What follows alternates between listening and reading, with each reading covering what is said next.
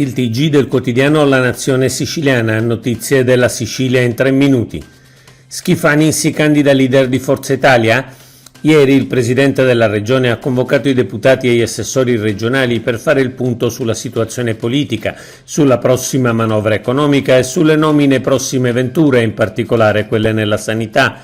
Nel corso della riunione in molti hanno chiesto a Schifani di prendere in considerazione l'ipotesi di candidarsi alla presidenza di Forza Italia in contrapposizione a Tajani.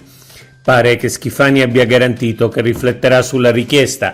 Appare comunque probabile che questa minaccia possa quantomeno essere utilizzata per aumentare il peso della componente siciliana all'interno del Partito Nazionale. Il centrodestra diviso si incontra lunedì. Il coordinatore regionale di Forza Italia, Marcello Caruso, ha convocato per lunedì i partiti di maggioranza. Argomento ufficiale dell'incontro le iniziative legislative all'ARS e l'attuazione del programma di governo, ma non si potrà non parlare del clima infuocato dentro il centrodestra siciliano che ha visto sulle nomine, sulla depurazione delle acque e sull'aeroporto di Catania uno scontro frontale tra il presidente della regione e Fratelli d'Italia. ANAC contro SAC, gara irregolare. L'autorità anticorruzione ammonisce nuovamente la SAC, società di gestione dell'aeroporto di Catania, per anomalie nella gara per l'affidamento dell'appalto per la segnaletica dello scalo e concede 45 giorni per rimediare. Secondo ANAC, l'appalto riguarda lavori e non servizi e i requisiti richiesti sono troppo restrittivi. Già un anno fa SAC era stata fortemente richiamata dall'ANAC perché il 98% dei lavori effettuati nello scalo veniva conferito in modo diretto o negoziato, determinando mancata apertura alla libera competizione e non corretta applicazione del codice degli appalti.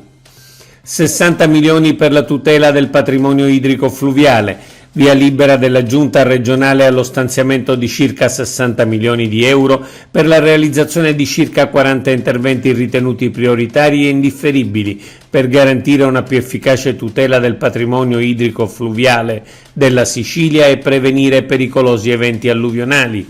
Il provvedimento prevede circa 40 interventi non più rinviabili per contrastare le conseguenze di fenomeni meteorologici violenti. A Palermo una laurea in gastronomia, non solo per chef. Nasce all'Università di Palermo il corso di laurea triennale in scienze gastronomiche. In Italia solo 10 università hanno questo corso di laurea e nessuna a sud di Napoli. Il corso forma la figura professionale del gastronomo che gestisce e promuove le peculiarità enogastronomiche del territorio. Non è quindi un corso solo per chef che intendono approfondire la parte scientifica della loro professione. Gli sbocchi occupazionali vanno dalle aziende di produzione, trasformazione e conservazione nell'ambito agroalimentare a quelle dell'e-commerce, ristorazione collettiva e catering fino alle aziende della gastronomia, ristoranti, enoteche, eccetera. Record trapianti in Sicilia. In una settimana sono stati effettuati negli ospedali siciliani ben 19 trapianti di organi, salvando la vita ad altrettanti pazienti e consentendo maggiori speranze ai pazienti ancora in lista d'attesa. L'informazione arriva dal Centro Regionale Trapianti. Si tratta di un vero e proprio record che dimostra come, insieme agli innumerevoli problemi della nostra sanità, vi siano nell'isola anche numerose punte d'eccellenza che fanno davvero ben sperare.